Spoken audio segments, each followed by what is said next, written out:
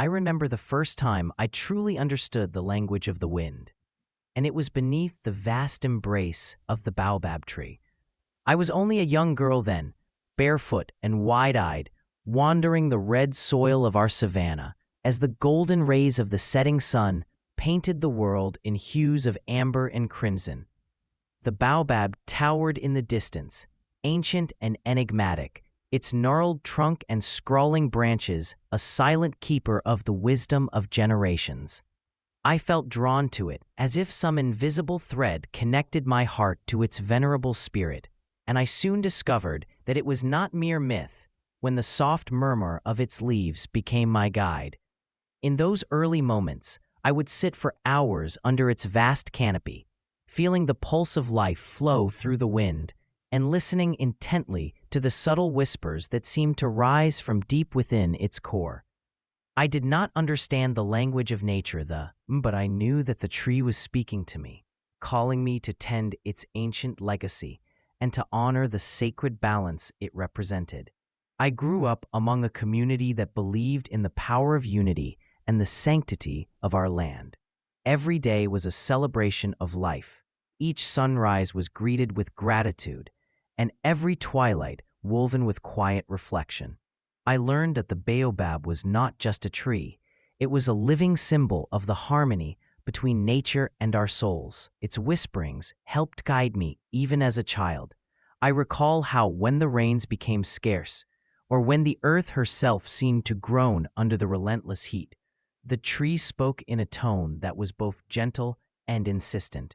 It urged me to coax the seeds deeper into the fertile ground, to water them with devotion, and to trust that the cycles of life would eventually bring renewal. Its advice, though wordless, was filled with clarity that defied explanation. I listened, and in doing so, I became a small beacon of hope for my people.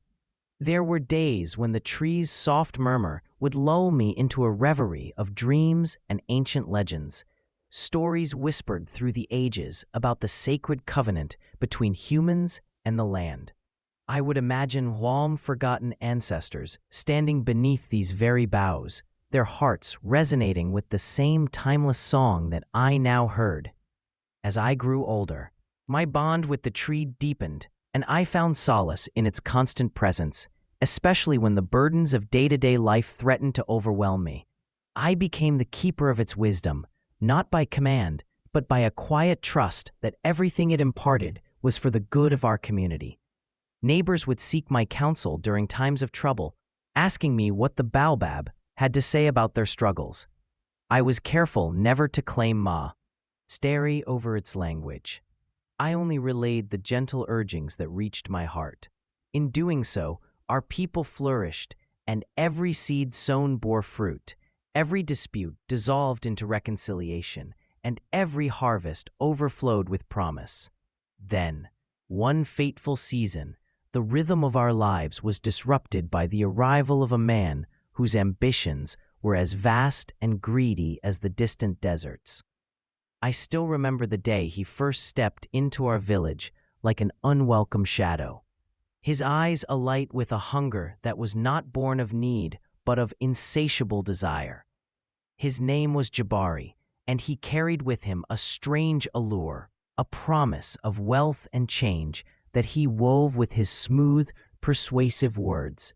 At first, his presence was unsettling, yet curiously intriguing. He would stand at the edge of our gatherings, his fine clothes shimmering against the simplicity of our attire, and his voice, though cold, dripped with the sweetness of lies. He listened when we spoke of the baobab and its powers, his demeanor betraying a concealed calculation as he feigned interest in the ancient lore that bound us to the earth. I watched him from beneath my beloved tree, my heart heavy with apprehension. There was a quality in his gaze, a hunger for something that could not be quenched by the natural bounty of our land. He began to wander close to the baobab, sometimes lingering for hours as if trying to coax out its secrets, mirroring the posture I had so many times taken, yet with an intensity that was foreign to the gentle communion I shared with the tree. One evening, as the sky darkened into bruised purples and the air cooled, I noticed him approach the trunk with a look of desperate determination. His hands trembled as he brushed against its rough bark, and I heard a murmur in my soul, a warning. Nay, as old as time, I pleaded with him silently to leave the sacred ground unviolated, but his heart was already set on exploiting what he did not understand. Days turned into nights, and Jabari's presence grew ever more invasive. He began to spread rumors in hushed tones, suggesting that the wisdom of the Baobab was meant only for those who claimed it for their own rise to power.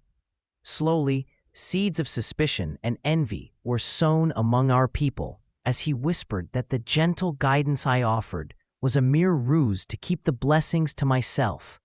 His words, laced with a venom I had not witnessed before, began to erode the bonds of trust that had long held our community together.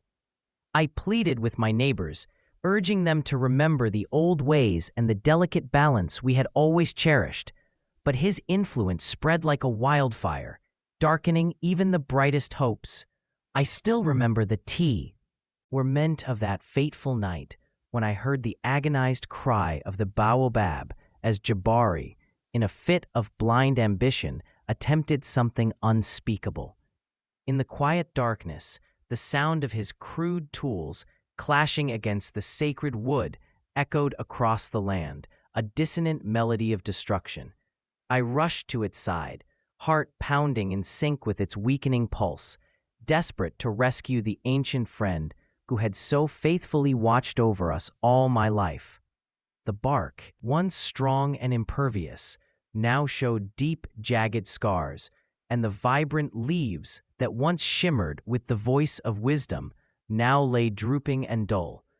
Tears streamed down my face as I knelt there, whispering apologies on behalf of our people, knowing deep in my soul that we were witnessing the slow death of something irreplaceable. In the aftermath of that night, a palpable silence enveloped the village, a silence that spoke of Kale, active shame, and the heavy burden of guilt. The natural cadence of the land had been disrupted, and even the winds seemed reluctant to carry the once joyful song of the Baobab. As days passed, the consequences of Jabari's actions became achingly clear. The fertile soil began to dry, and the once plentiful harvests withered away.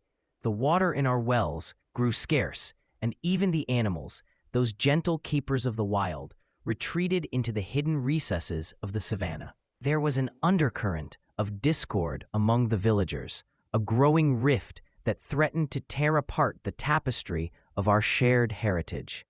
I carried the weight of this sorrow like a heavy shroud around my shoulders.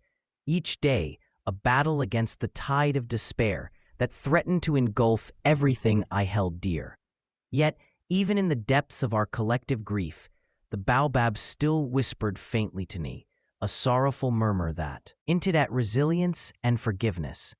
I clung to that whisper as a promise, a faint glimmer that even in our darkest hour, redemption might yet be found. I began to gather those among us who still believed in the ancient ways, those who recognized the fragile beauty of our connection to the earth. In hushed gatherings at twilight, beneath the softened glow of a hesitant moon, we would sit together in prayer and remembrance. I recounted memories of seasons past, of abundant harvests and shared laughter, and I urged them to look to the future with hope rather than despair.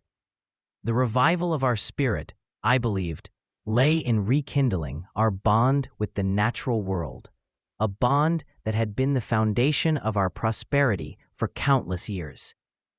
During one of these quiet evenings, Jabari appeared at the circle of our remaining faithful. His eyes, once alight with calculated ambition, now mirrored a dawning realization and a burgeoning regret.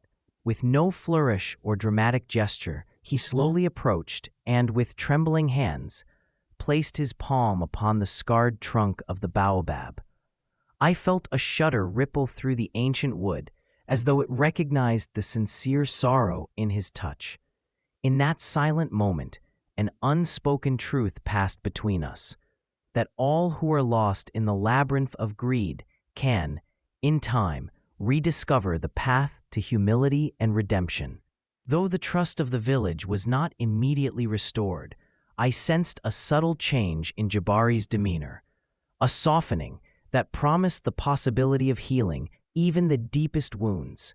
In the days that followed, I dedicated myself to the arduous task of mending not only the physical wounds of our sacred tree, but also the shattered spirit of our community.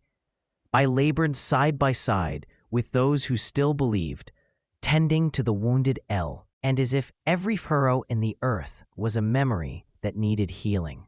Together, we filled the scars with water and gentle words, and we prayed for forgiveness under the same sky that had once witnessed our joy. Each sunrise became a small miracle, a chance to recommit ourselves to the old ways, to remember that our true strength lay in our unity with nature and each other. I would often sit before the Baobab at dusk, my fingers tracing the rough surface of its trunk, listening for any hint of its ancient voice.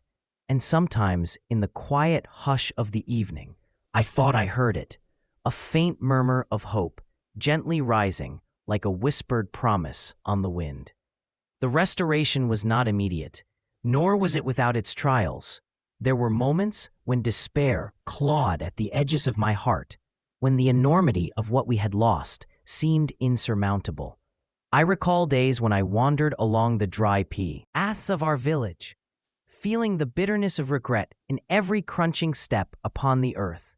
At times, the memories of laughter and shared prosperity felt like echoes from a distant past, hard to reach and even harder to reclaim. But in those moments, I would return to the Baobab, and I would listen. I allowed its faint whispers to remind me that even broken things could be made whole again, that the spirit of the land was resilient. Even when battered by the storms of human folly, I spoke softly to the tree as if it were an old friend, confiding my fears, my hopes, and my steadfast belief in renewal. "I will not give up," I would murmur, every word a small act of rebellion against the darkness that sought to claim us all. And then, slowly, imperceptibly, the healing began. Tiny shoots emerged from the base of the baobab, delicate yet determined, reaching upward as if to reclaim the ski. The people, seeing this quiet act of defiance against decay, began to shed their hardened doubts and to embrace the possibility of change. Even Jabari, whose presence had once sown division and despair, now worked among us with a humility that seemed almost otherworldly. His transformation was not instantaneous, nor was it complete, but in the small gestures, the careful steps he took to honor our traditions, I sensed the stirring of an inner redemption. One morning, as I knelt by the baobab in the cool light of dawn, I saw him placing a handful of water near the roots, his eyes downcast in penitence. It was in that simple act, so unadorned by the ambitions of his past, that I believed our community could find the forgiveness it so desperately needed. I have spent countless days since then tending to the land, my every breath intertwined with the struggle and triumph of renewal. The Baobab, our venerable guardian, now stands as a testament to resilience. Its scars, though still visible, are slowly being overtaken by the determined green of new growth. Every time I walk along the familiar paths of our village, I can feel the pulse of life returning to the earth. The fields, once barren and stifling, now whisper of a future rich with the promise of healing. Yet, amidst this cautious resurgence of hope, my heart remains heavy with the memory of what was lost. The simple days of unburdened joy and the unspoken trust that once united us all.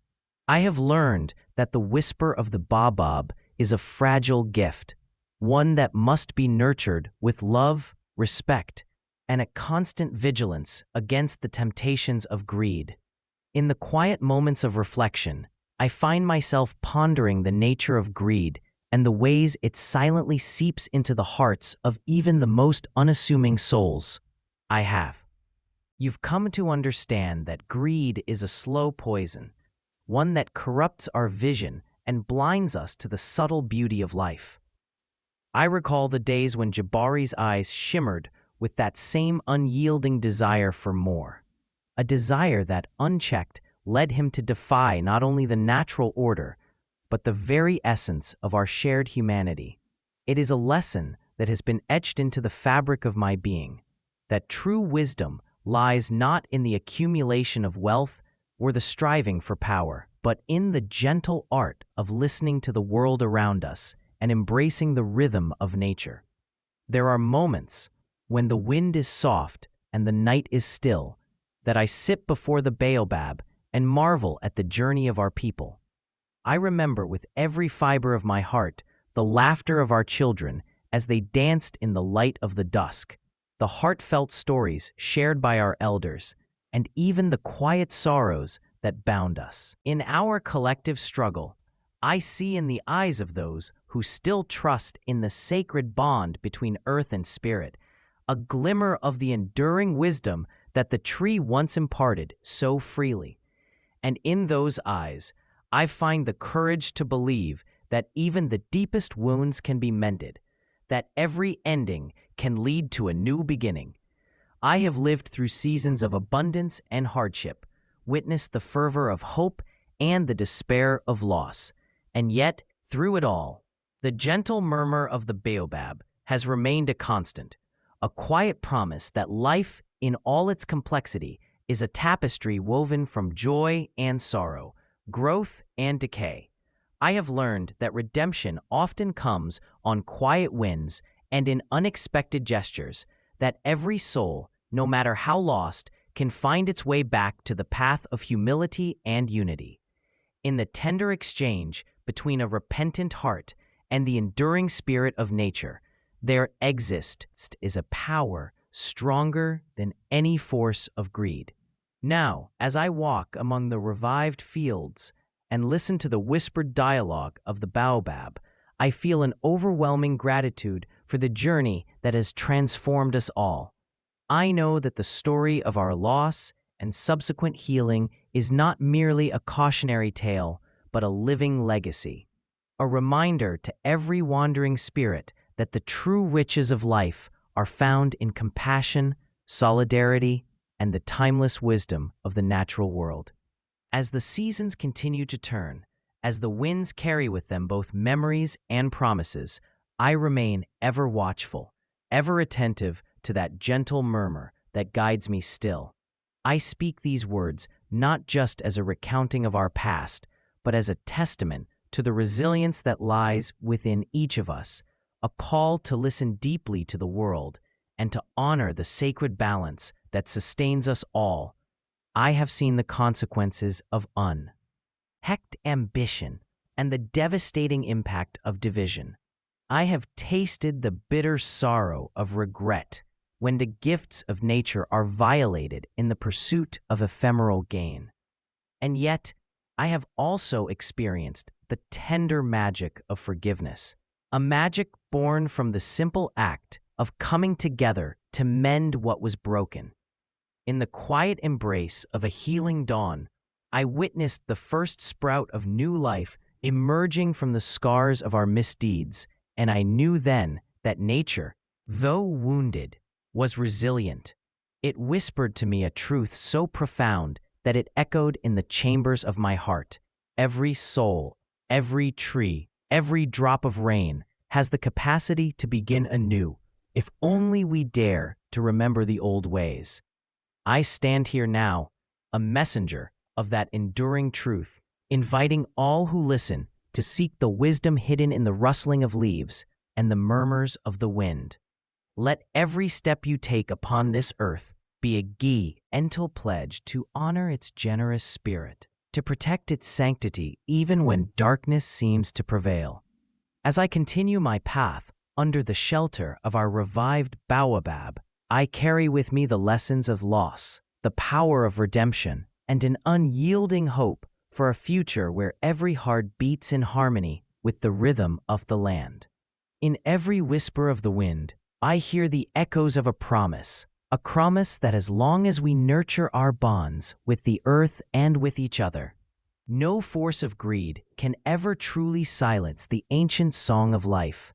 And so, I share my story with you, a humble testament to the enduring power of forgiveness and the healing grace of nature, ever hopeful that you too may find the courage to listen, to reflect, and to embrace the profound wisdom that lies just beyond the edge of silence.